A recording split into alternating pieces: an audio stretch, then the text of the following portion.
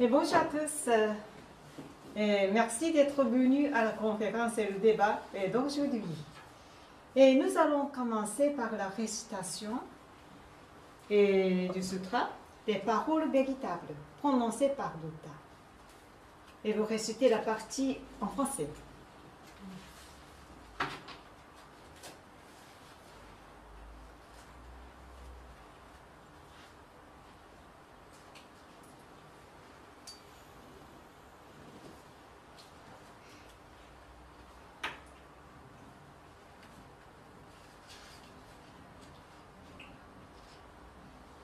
Les paroles véritables prononcées par Bouddha. Jadis était la lumière dans le grand univers, la lumière et l'énergie de Bouddha. Les gens vivent grâce à cette énergie, et l'énergie de Bouddha a formé l'histoire humaine. Elle sera fournie pour l'éternité. Cette lumière éternelle vient du ciel et règne sur la terre. C'est la lumière céleste. À travers le prisme de Bouddha sont apparus les 7 fleurs de l'arc-en-ciel, formant une butte au ciel. Vous pouvez y voir la compassion de Bouddha. Jaune est la couleur de l'enseignement, blanc est la couleur du salut, rouge est la couleur de la justice, violet est la couleur de l'obéissance, bleu est la couleur de la pensée, vert est la couleur de l'harmonie, argent est la couleur du progrès. Ces 7 couleurs s'entraînent et ainsi apparaît la terre de Bouddha. La terre de Bouddha brille intensément grâce au rassemblement des bodhisattvas.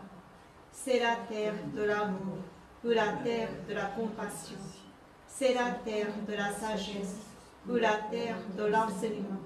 Surtout, c'est la terre des âmes reposant en paix. Les vraies âmes sont les enfants de Bouddha. Les enfants de Bouddha sont devenus de vrais êtres humains. Les vrais êtres humains ont de la spiritualité. Les esprits sont puissances immortelles. Les esprits sont forces immortelles. Les esprits sont de vraies entités. Les corps physiques sont les ombres des esprits. Cela signifie que vous êtes les vagues, descendant de la grande rivière. La grande rivière est le symbole du cours des vies. Chacun de vous la descend, telle une petite vague. Alors, il vous faut un bâtelier. S'il n'y avait pas votre propre bâtelier, vous vous essuieriez sûrement. En vérité, ce bâtelier désigne votre cœur. Si votre cœur fait erreur, la barque se fracasse sur un grand rocher, et il vous faut aussi une perche en bambou. Cette perche, ce sont les paroles véritables. Quand vous descendez en courant rapide, il faut y plonger votre perche. Vous pouvez alors changer de parcours. Les paroles véritables constituent l'enseignement de Bouddha. Bouddha s'est éveillé et a prononcé les paroles véritables. Et l'enseignement de Bouddha est devenu une mine d'or. Cette mine d'or suggère divers enseignements. Ils sont une autre expression de la vérité de Bouddha. Ils éclairent au jour. Ou pour le dire autrement, les fruits de la compassion de Bouddha. Vous tous, ici et maintenant, écoutez-moi. Ne vous égarez jamais, maintenant et pour toujours. La main a déjà fait signe pour vous guider. Veuillez suivre cette main blanche et continuez à avancer tout droit. Vos vies ne se limitent pas à ce monde. Elles ont 3 aspects, le passé, le présent, le futur. Vos passés se sont déjà écoulés et pourtant vos erreurs seront conservées dans vos cœurs. C'est pourquoi vous devriez comprendre les autres et vous devriez vous-même réfléchir à ce que vous avez fait. Vous et les autres n'êtes en rien différents. Au contraire, vous comme les autres, êtes des enfants d'Obuta, et frères et sœurs. Donc à présent, aimez-vous les uns les autres, aidez-nous les uns les autres. Et le temps est venu de nous pardonner les uns aux autres. Telle est la loi éternelle qui pénètre le présent et le futur. Oui, voilà, la lumière de la nuit ténébreuse. La nuit ténébreuse de ce monde est l'enfer. Il en va de même dans l'au-delà. Depuis que nous sommes descendus dans ce monde, le soleil de la vérité est programmé pour se lever. Maintenant, nous regardons ce soleil levant. Il versera la lumière vers le futur pour inviter les cœurs tristes à la terre d'Obuta. À présent, ici, Jordan, il n'y aura plus de conflit dans ce monde. Il n'y aura plus de méfiance dans ce monde. Il n'y aura plus de crimes dans ce monde. Il n'y aura plus de mauvais esprits dans ce monde. Il n'y aura plus de diable dans l'au-delà.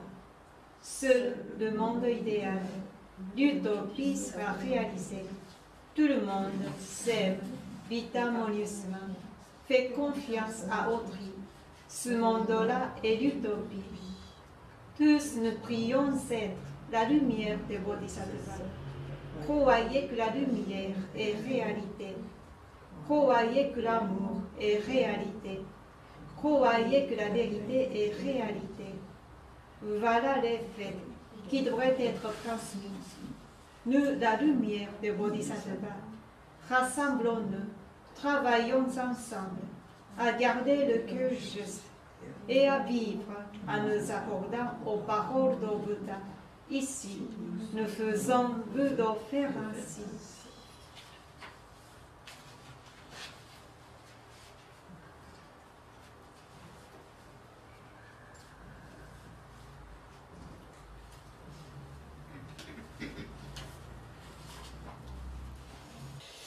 Et donc, le sujet aujourd'hui, la pandémie du Covid-19 et son vaccin de la perspective de Maître Okawa. Et parce que Maître Okawa continue à donner ses conférences et aussi des messages spirituels sur ce sujet. Mais tout ça, la plupart des conférences et des messages spirituels ont été menés en japonais. Et c'est traduit en anglais, mais il n'y a presque aucune traduction en français. Et c'est pourquoi je vous présente ces derniers messages en traduisant en français. Et au Japon, depuis les Jeux Olympiques à Tokyo, nous sommes dans la 5e vague. En France, c'est 4e. Au Japon, c'est 5e. Et donc, ça monte énormément depuis les Jeux Olympiques. Et alors que le Japon était avant plutôt un bon élève. Donc, le Japon n'est plus un bon élève. Et la France, et en Europe, c'est plutôt la France et l'Angleterre et qui sont deux mauvais élèves. Donc, oui, l'infection augmente, surtout l'Angleterre, est plus grave. Depuis le 6 septembre, ça descend en France. Oui, ça descend, ça commence à descendre. Oui, c'est vrai, c'est vrai. Donc, donc, nous sommes toujours dans l'épidémie du coronavirus. Et Maître Okawa, donc, ne pouvons plus se déplacer à l'étranger. Avant, il se déplaçait de temps en temps à l'étranger pour y donner la conférence. Mais il continue toujours de donner des conférences à l'intérieur de Happy Science. Et peut-être tout le monde veut savoir, cette épidémie ou cette pandémie, ça dure jusqu'à combien de temps ça dure? Ou ça va durer encore et encore? Et est-ce que la vaccination massive qui peut arrêter cette épidémie? Et je crois que c'est ce que tout le monde veut savoir. Et donc, je vous présente les opinions de Maître Okawa. Mais Maître Okawa n'est pas un médecin, ni le docteur. il est maître spirituel et religieux. Mais au moins, Maître Okawa a lu plus de 100 000 livres de tous les domaines. Et donc, il a beaucoup de connaissances.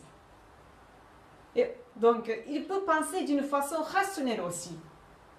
Et en plus, il est doté, et il a le don médiumnique et surnaturel. Et il peut faire des enquêtes spirituelles en faisant des messages spirituels et channeling avec des esprits supérieurs et même des êtres spatials.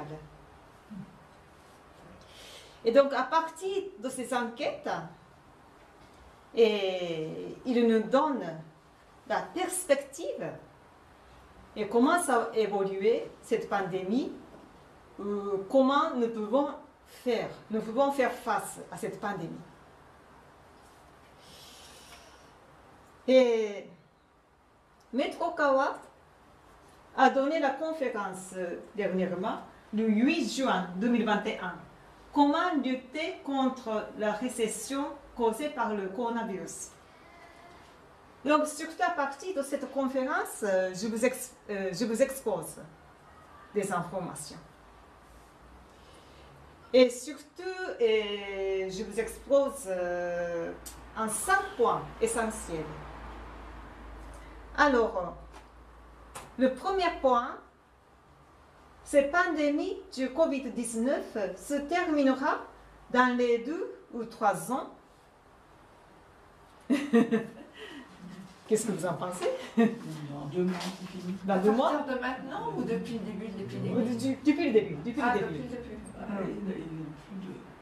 Ils sont en pénurie. Il y a plusieurs voyants qui l'ont dit il y a plusieurs siècles déjà, que ça allait arriver. Et que ça durait 2 ans à peu près. Claude Alexis a dit 2 ans, oui. D'accord. 21, donc, ce qu'il dit Maître Okawa, il y a 2 mois. 2 ans difficiles. Donc, je vais lire un extrait de cette conférence. Et beaucoup pensent probablement que l'économie va se rétablir et revenir à la normale dans les 2 ou 3 ans. Donc, afin de remettre l'économie sur les rails d'ici quelques années, le gouvernement déclare l'état d'urgence, les mesures de confinement et de la vaccination massive pour terminer cette épidémie immédiatement. Et à propos de la durée de cette pandémie, mon opinion est qu'elle ne se terminera pas comme un cycle court de récession. Voilà, c'est ça sa réponse. La pandémie ne se terminera pas comme un cycle court de récession. Et beaucoup de pays qui ont adapté sur l'état d'urgence et des mesures sanitaires assez strictes jusqu'ici. Et par exemple, la fermeture de frontières, le Japon a fait tout de suite. La fermeture, pas tout de suite, mais assez au début, la fermeture de frontières avec l'Europe et les États-Unis. Et aussi en France, nous avons adapté des mesures de confinement assez strictes. Et surtout le premier confinement. Bonjour. Bonjour. Et aussi la fermeture des grands magasins, ou les fermetures des boutiques non essentielles. Et aussi la fermeture des centres commerciaux, et la fermeture des écoles, et le port du masque, et la distanciation sociale, et télétravail, et couvre-feu, et la vaccination massive. Donc, beaucoup de pays, et surtout la France aussi, et ils ont pris des mesures très strictes. Mais au début, pourquoi le gouvernement a pris des mesures strictes et dures au détriment de l'économie? Parce que tout le monde croyait au début que cette épidémie se terminerait dans les 1 ou 12 ans. Tout le monde croyait ça au début. C'est pour ça qu'ils ont pris des mesures dures. Mais en réalité, ça peut durer encore et encore. Alors, deuxième point. La pandémie du Covid-19 s'achèvera-t-elle bientôt grâce à la vaccination massive? Et la réponse de Maître Okawa, je vais lire. La conclusion est qu'en cette année, la vaccination massive dans le monde entier ne suffira pas à arrêter cette épidémie. Il y aura la 5e, la 6e et la 7e vague. Car le point central du Covid se déplace de pays en pays. Cela signifie qu'en tournant en rond, il va muter et revenir à nouveau. Cela signifie qu'il va circuler encore et encore. Et aussi, le message le plus récent de Maître Okawa, le 20 juillet 2021, et il a dit encore comme ça, les 6e et 7e vagues du Covid arriveront même si l'on force les citoyens à se faire vacciner. Et pourquoi il n'y a pas de 5e? Parce qu'au Japon, déjà on est dans la 5e, donc il a dit plutôt le 6e. Mais Happy Science, nous ne sommes pas anti-vaccins ni pro-vaccins. Et nous croyons que les vaccins sont encore expérimentaux et qu'il y a le risque des effets secondaires, mais aussi il y a des avantages pour empêcher de tomber dans les états graves, dans les formes graves. Et surtout pour les personnes vulnérables. Donc notre position est plutôt neutre. Chacun se décide. Chacun se décide en considérant le risque et les avantages. Mais en réalité, le coronavirus mute sans arrêt. Et le vaccin qui a été mis au point contre le coronavirus initial, et son efficacité baisse de plus en plus. Et surtout contre de nouveaux variants. Et dans les actualités japonaises, l'Institut de sciences médicales au Japon, qui a fait l'enquête sur l'efficacité du vaccin contre le nouveau variant qui s'appelle Mu. Vous connaissez le variant Mu? Oui. En France, on n'a pas encore trouvé, on n'a pas encore détecté. Oui. Peut-être? Si? Ah bon? D'accord. Mais il y en a 30. Au Japon aussi, c'est un tout petit cas, mais ça peut commencer, ça peut remplacer par le variant Delta. Et donc, ils ont fait la recherche, les études sur l'efficacité et contre le variant Mu. Et ils ont dit que l'efficacité du vaccin contre le variant Mu est 1/7 par rapport à l'efficacité et contre le coronavirus initial. Donc l'efficacité baisse encore. Et plus, ça baisse plus que contre le variant Delta. Mais en réalité, je ne sais pas ça se passe comment, parce qu'on n'a pas encore connu. Mais c'est juste l'enquête. Et ensuite, troisième point. Alors, pourquoi le Covid mute-t-il autant? Pourquoi? Il y a deux raisons. Je résume deux raisons. Et la première raison, c'est que même les virus veulent survivre. Et c'est pour ça qu'avec l'apparition du vaccin, et comme ils veulent survivre, les virus, ils mutent comme ça spontanément. Donc, pour survivre. Plus de vaccins. Et pour surmonter le C'est pour ça vaccin. qu'il ne faut pas vacciner. Voilà. On n'aurait pas vacciné. surmonter on le serait vaccin. pas là. Non, mais c'est pas ce qui a été dit. Et deuxième C'est point, un raccourci. c'est plus, je crois que c'est plus important, je pense. C'est que ce coronavirus n'est pas le virus naturel qui a été fabriqué dans un laboratoire de Wuhan. Parce que là-bas, ils ont fait la recherche depuis 15 ans. Et déjà, plus d'une centaine de variants du Covid ont été mis au point. Et qu'ils diffusent en parlant. Et si le vaccin empêche la propagation de l'épidémie, alors ils diffusent un autre qui peut surmonter le vaccin. Donc c'est comme ça. Il n'y a pas de fin. Mais je crois que beaucoup de gens le savent déjà, mais on ne peut pas dire ouvertement. Ok. Et donc ensuite, le quatrième point, combien de temps va durer cette épidémie? Combien de temps en fait? Alors là, ça va s'arrêter très vite. Et Maître Okawa, au début de cette pandémie, donc en mars 2020, il a dit au moins 2 ans.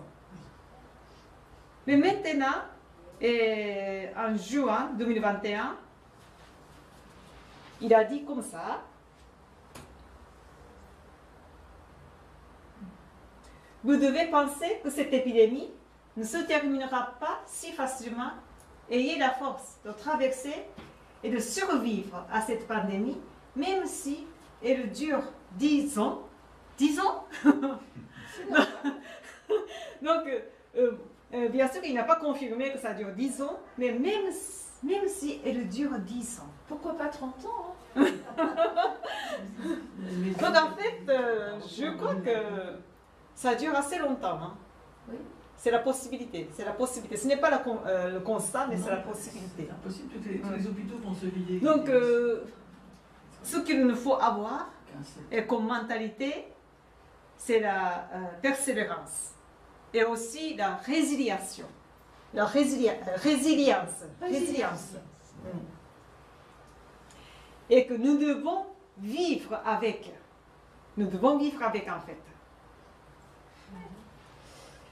Alors, donc je vais lire un extrait de conférence sur ce sujet. Et comme je l'ai dit, les virus utilisent exactement le même principe que la possession spirituelle. La possession spirituelle, c'est le mauvais esprit qui possède sur quelqu'un. Et lorsqu'un rhume se propage, et certains en attrapent, et d'autres non. Même si la grippe circule, certains l'attrapent et d'autres non. C'est la même chose. Les virus sont déjà présents. Donc en réalité, vous vous faites vacciner ou non, vous avez déjà été exposé au virus.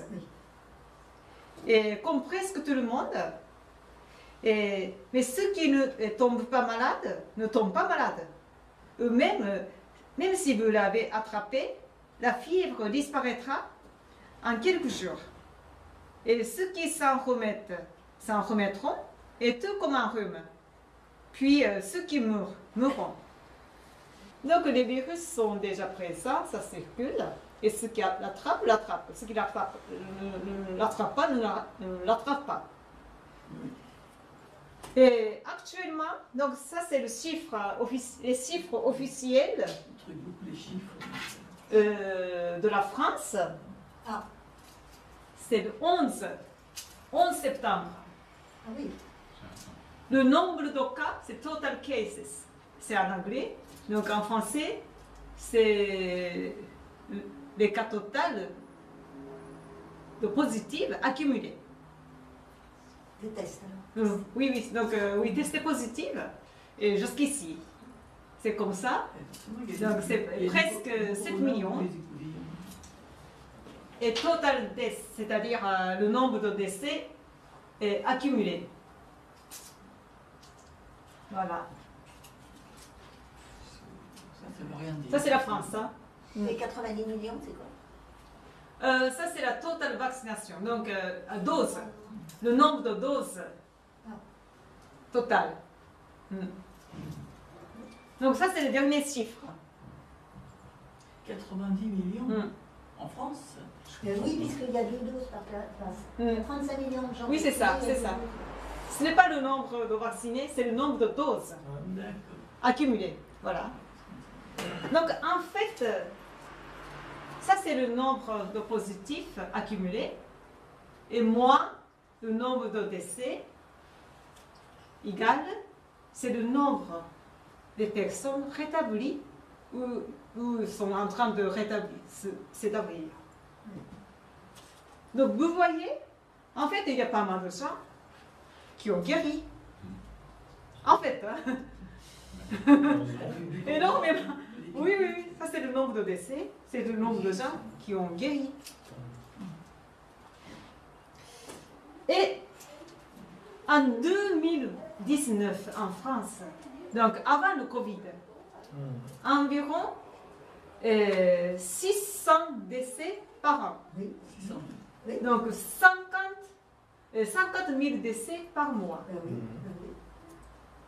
Et par rapport à ça, le nombre de décès dû au Covid, ce n'est pas très énorme. Ce n'est pas très important.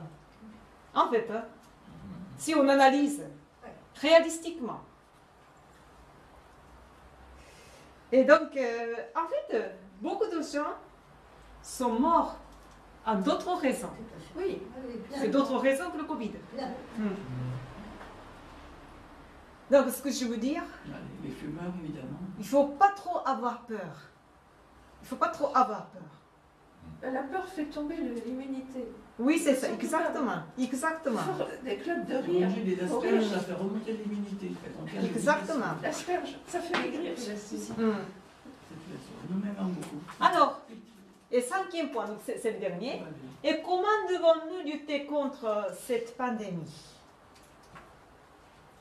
Et ce qu'il dit, Maître Okawa, c'est nous devons surmonter nos peurs pour nous battre et avoir du courage de reprendre notre travail. Parce que je crois que beaucoup de travail ont été arrêtés, et surtout dans le domaine touristique, et aussi des avions et des transports, et les restaurateurs aussi, hein, et les hôtels, etc. Et pour avoir le courage de reprendre notre travail et surmonter nos peurs, et ce qu'il nous faut, c'est la foi en Dieu, en fait. C'est la foi en Dieu. Parce qu'en fait, nous sommes tous des êtres spirituels en même temps. Hein. D'êtres physiques, mais en même temps d'êtres spirituels. Et nous sommes tous des habitants de notre monde. Et si nous croyons que le monde spirituel existe, et que Dieu existe, alors nous pouvons surmonter notre peur.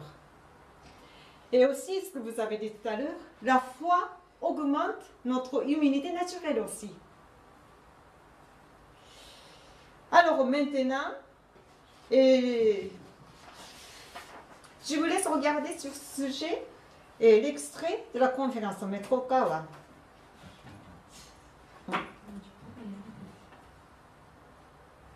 J'ai mentionné le salut, mais le salut dans ce monde n'a rien de définitif.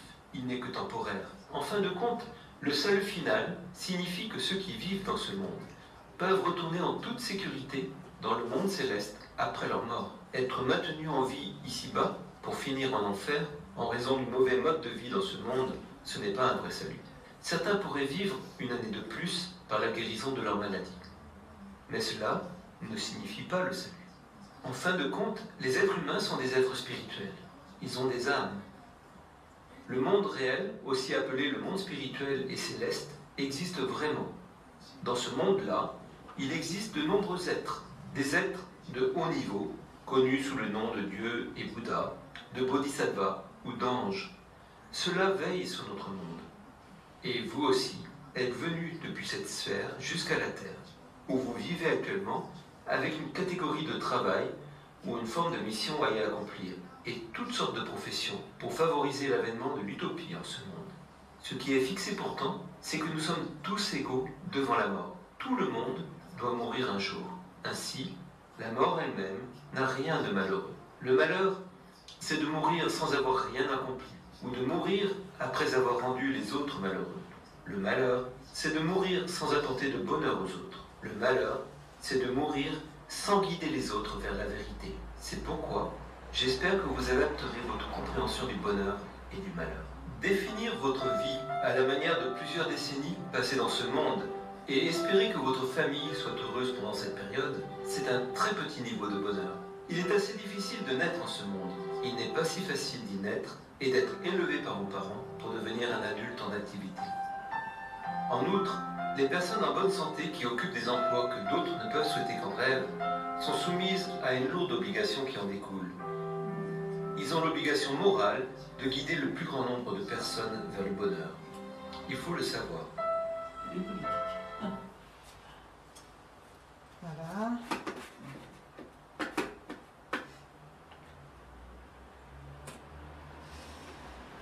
Et donc, la mort ne signifie pas le malheur.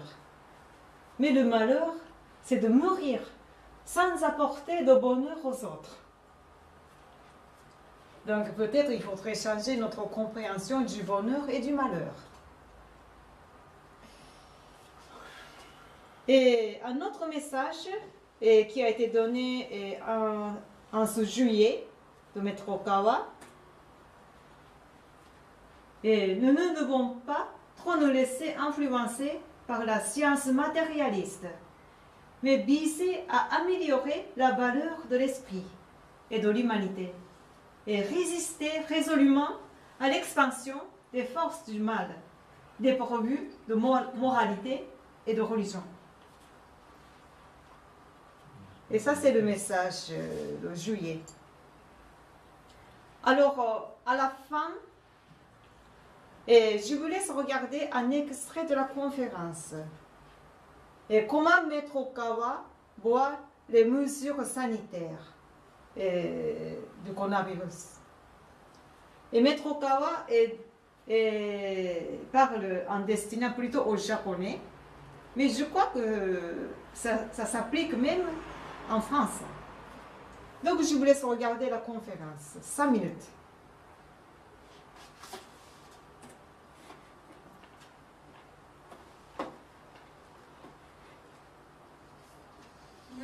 Entre l'Amérique et la Chine, le Japon commence à montrer des tendances totalitaires. Nos dirigeants politiques ont appris à restreindre les droits individuels par l'usage de leurs mots au cours des 2 dernières années.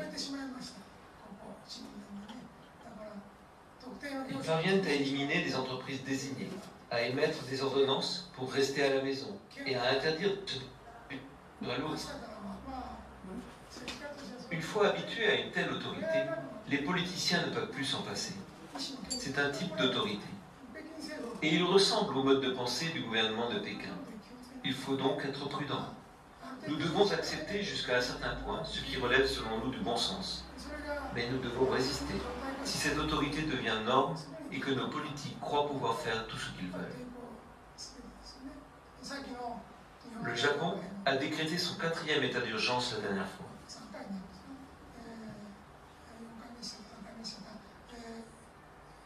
Étonnamment, on y était autorisé à regarder des pièces de théâtre. Mais pas à se rendre dans des salles de cinéma ou dans des bâtiments de plus de 1000 mètres carrés. 2 réalisateurs se sont révélés et cette restriction a été levée. L'obéissance est l'une des vertus du peuple japonais. Mais si vous pensez que quelque chose ne va pas, vous devez le dire. Pas une seule infection au coronavirus, pas un cluster ne se sont déclarés dans les salles de cinéma. Alors pourquoi devrait-on limiter les rassemblements dans les salles de cinéma? Si vous pensez que ça ne va pas, il faut le dire. À l'heure actuelle, le gouvernement fait bonne figure en distribuant les subventions. donnant l'impression qu'ils disposent de beaucoup de fonds. Mais si nous n'y prêtons pas garde, nous pourrions être confrontés à une grande récession, voire à une tragédie pour certaines industries dans un avenir proche. Même si l'on peut s'en sortir pour le moment, il se pourrait que l'on ne soit pas en mesure de tenir jusqu'au bout. De plus, et c'est le plus effrayant, les individus sont conduits à se détester. L'un des principes de l'économie tient à ce que les entreprises se développent en conduisant un large public à utiliser ou à acheter leurs produits ou à accueillir leurs services. Mais cette philosophie est à présent ébranlée à son cœur même. Les uns et les autres commencent à trouver juste qu'il est préférable de s'éviter ou de ne pas avoir plaisir à se revoir.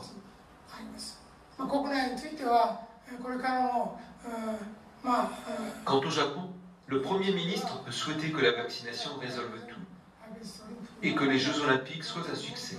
Mais les choses ne prennent pas l'allure souhaitée. En effet, le combat continuera un certain temps. Nous devons surmonter cette période difficile.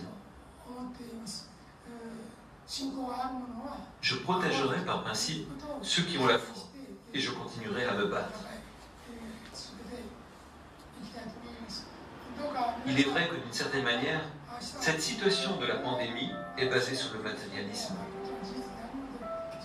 Alors, gardez la tête haute pour ne pas perdre contre elle. Dites-le aussi aux autres. Je vous le demande vraiment. La population mondiale se rapproche des 8 milliards de personnes. Et plus de la moitié d'entre elles sont contaminées par des philosophies erronées, s'efforçant de créer un monde sans foi. À ce rythme, une contre-attaque s'enclenchera. Nous voulons vraiment changer la façon de penser des humains avant que cela ne se produise. Je crois que c'est là mon œuvre de sauveur. La mission est lourde cette fois, avec autant de pays dans le monde. Nous vivons à une époque où le virus se propage largement, alors même que nous ne pouvons pas voyager librement. Mais quoi qu'il arrive, je suis persuadé que la philosophie de nos enseignements passera coûte que coûte et se répandra. Ayez la foi au pilier central afin de structurer votre vie et vos activités et diffuser en tant qu'humain ce mode de vie correct au plus grand nombre.